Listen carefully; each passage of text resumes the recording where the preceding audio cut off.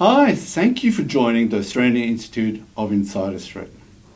As we explore human behaviour, we dive into the shades of grey that exist in the decisions and actions people take. It's not always easy to distinguish between right and wrong, as many choices fall in the ambiguous space between moral clarity and ethical uncertainty. Through this series, we'll examine how context, intent, and perception play crucial roles in shaping our understanding of what is acceptable or questionable, helping us better navigate the complexities of human behavior and the fine line that often separates positive actions from potential missteps or even harm. Hi, my name is Boaz Fisher, and to my side I have Peter Natra. Hi. We kick off the series by examining the dual aspects of human behavior, specifically the distinction between manipulation and motivation. In this video, we'll explore the intriguing dynamics between manipulation and motivation, two powerful forces that can influence human behavior in very different ways.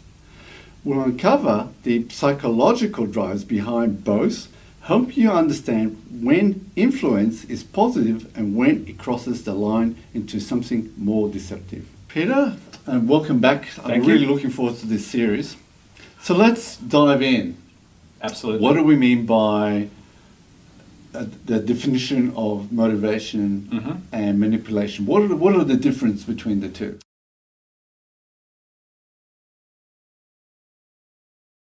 So most of the time when you are being manipulated, it's self-serving on the person who's doing the manipulation. They want an outcome. They are wheedling you, cajoling you into a particular outcome. That's what they want. And most of the time they're pretty deceitful about it because they don't engage you. Whereas basically the other side of that is that you actually empower people by being able to say, hey, listen, this is the thing that we want to approach and how we want to handle it. Now, one of the ways that we can do it, not the way, but one of the ways we can do it is X, Y, and Z. Yes. How do you see about that? Yeah. So you get this collaborative effect going on, and we're all looking at the same outcome. Yes. And engaging together. Yeah. So the side question to that is, who's it serving? So from a manipulator is very different. Yes. I'll get you to explain. Yeah. Look, from a manipulator perspective, it's their way or the highway. It's full stop like that. They have an outcome, that's how they see it, and they may have all intentions that this is the way that it's done, but it does not sit well with a person that needs to take that action and move that forward. Yeah, so it sounds like a bit like a win-lose. Correct. So the person who's manipulating is winning, but the person... Correct, and people feel that. Yes. And yeah, look, over time it encrusts the relationship. Yeah. What about the person that's being manipulated? Because so they're losing, but from a motivation, it's more of a win-win. Correct. With a motivation, you get a higher level of engaged energy. With manipulation, you get a very low level of engaged energy. So your output is going to be different from that perspective. It's like if somebody really goes, yeah, I think I can do that, and then moves forward towards doing that, as opposed to, I've got to do this. So your energies are completely different. Yeah. What are the sort of common tactics used by someone who's doing the manipulation? Many times when people do manipulation, they basically lay out what the program is. They basically say, so we need to do this, we need to do this. What they do little of is get input and feedback as part of the process. So that it's more of a laying down the line and saying, this is how it's going to be. And you can be very nice about saying it's my way or the highway. Yeah. But there is always that element of, I've got a hidden agenda going on here. You need to do this. I'm not telling you why. And it always serves the manipulator. Oh, okay. Well, you said it's either my way or the highway. Correct. Yeah. Okay. Other sort of set of traits or behavior or profile that suits a manipulator? Yeah, look, they're the ones who are, they have a very clear and domineering way of doing things. And most of the time they are manipulating you to do something out of their own agenda. Or perhaps that's how they would do it, and they cannot envisage an environment where somebody else can do it with the same result, or potentially a better result, than that way that they're doing it, which kind of doesn't sit well with many people, especially if you've got a lot of clever, engaged, creative people sitting with you. That you kind of lose that edge that you've got with those people. Okay. What ways, or in what ways, can someone who's let me study. In what ways can someone who's motivational or thinks that they're motivating someone be construed as being a manipulator? Without looking for the manipulation starts when there's no feedback, and you can also get feedback from manipulators where you get questions like, "Do you understand?" Yes. All right, that's a really hard question. Whereas if you get somebody who engages, how do you feel about that? How do you see that working? Do you have any input on that? These are two different kinds of questions. One of which is like, boom, this is the way it is. The other one is like, okay, this is how I see it. Can you tell me what you can bring to the table? And move forward with that. How does emotional intelligence and empathy play sort of distinguishing between manipulation and motivation? So on the receiving end, there's a high rate up. Most people know when they've been played. And that's one way of describing it. With the person that's trying to project what needs to be done going forward, let's say a manager or so forth, there needs to be a high level of awareness of what the emotional impact is going to be. Now, you're looking at the way that people look at you, whether they maintain eye contact or whether they look down or whether they're floating around the room, whether they have that glazed eye expression, whether they're fidgeting. I mean, these are just small, one of a myriad of different kind of indicators. If you find that those sorts of things are going on, you can always ask the question, say, so let me see what you think about that. That turns it from, I'm telling you what to do, to how do you see what I'm talking about? Make it more inclusive. And actually, that's a really good strategy. If you find that you're, especially with people that you're engaging with for the first time that you don't know, ask people, can you tell me back what you think I'm telling you? And it's so important because first of all, you wanted to make sure that they actually understand what you just uttered them. You'd be surprised how sometimes the translation comes out, did I say that? Yes, exactly.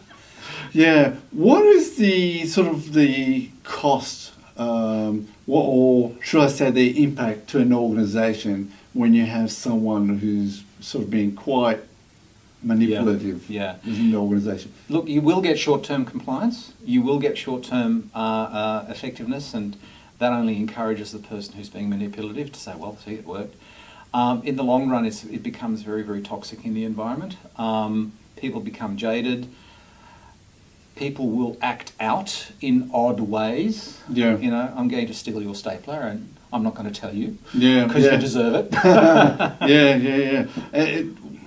Because I look at it from a perspective where it can be tolerated up to a certain amount. Whereby then. Yes. Until you get to the point where, and this is a classic line, they don't pay me enough for this. Yes, correct. How do individuals recognise that they may be being manipulated? Is it easy to see? Is it easy to feel that, my boss or colleague is manipulating me? It comes down to how your experience is with that person. So most of the time, if somebody's being manipulated the first couple of times, they will think they're being coached into something, but they walk away and they've got this feeling, did I just get done? And as they get more and more involved, they'll start becoming very sensitive to the signals that come out. So people fool me once. Exactly. Is there a sort of market difference for the organisation in the long term when you're comparing manipulation versus motivation? Yep. So toxicity and positivity flow down. They just trickle down. So if your higher level has an engaging, positive way of interacting with the people below them, those people then have the same attitude towards the people that are working to them, then you have a positive effect throughout the organisation. And likewise, the same is true of toxicity. Yeah. This is the way we do it. Okay, so correct. Yeah. This is the way we do it. Yeah. I very much like what you mentioned before. It trickles down. Yeah, it does. Yes. Great. Can someone with good intentions unintentionally become a manipulator, not knowing it? Not knowing it, absolutely. It depends on what's at stake. And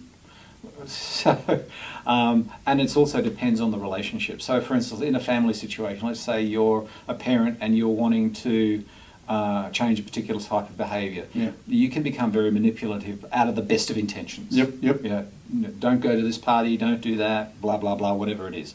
But you cannot translate that into an environment, an organisation where mutual respect is required and expected. Yeah. So you need to gauge that between requirement and expectations. If you start becoming parental / authoritarian inside of an environment where you would presume would be mutual respect, that's when you cross the line. Yeah. Okay. Is there any circumstances where manipulation could be fine? The one thing that springs to mind justified. Sorry. No. Yeah. The one thing that springs to mind is the difference between an organisation where you have individuals coming to that organisation that you've engaged for their talent, their creativity, all that, as opposed to somebody who's, say, going into boot camp. Yes. Okay, so the idea behind boot camp is you basically reset the computer and build it up from scratch. So in that instance, yes, there is manipulation. There's a very good reason for that manipulation, but still, if you think about it, everybody has agreed to that system. Correct. Yeah. But could we also transform that sort of boot camp to a typical organisation where you come in, they've been given, the terms and conditions or what we expect from you, and that's also some form of, if you want to call it, manipulation, because this is what we expect you to do. Yes, absolutely. Yeah. Absolutely. And within that kind of, well, it's not manipulation, it's setting the boundaries. Correct. I think boundary setting is as respectful Correct. as any other human interaction can be. This is the way we operate here. This is the way that this works. These are the things that we do. These are the things that are expected. And everybody agrees to that. Yeah. If you don't agree to that, don't sign on the dotted line. Yeah, good point. So as a final question, and I just sort of outlining what are the key takeaways, but more from a perspective of understanding that there's a shade of grey between motivation and manipulation. So what are your thoughts about that? Sometimes you need an imperative. Sometimes you just need to get out there and move. Yeah. You need to do this now. But even there, it's a very clear context. The account's just about ready to drop us. You need to get out there. You need to fix it. Yeah. Okay. Yeah. Is that manipulation? It's not coaching. But it's like this is what needs to be done. Yes. However, in that instance, everybody's on the same page. Oh dear. Yes. We need to do Correct. this now. Yes. Bang. So that's a form of being motivated. Yeah. As a benefit for the whole group and so forth. Yes. Yeah. So, I mean, there's an old school that says to motivate somebody, you need to put a bomb under them. You've heard of that phrase. Yeah. Okay. Yes. But that is actually old school manipulation. Okay. Okay. If you preface that by saying, I'm going to give you a very direct directive right now, and you will do this. Okay, bang, there it goes. Yeah, great. Fantastic. Thanks, Peter. Thank you. Thank you for watching, and stay tuned for the next video, which is about aggression and assertiveness. Cheers. Thanks.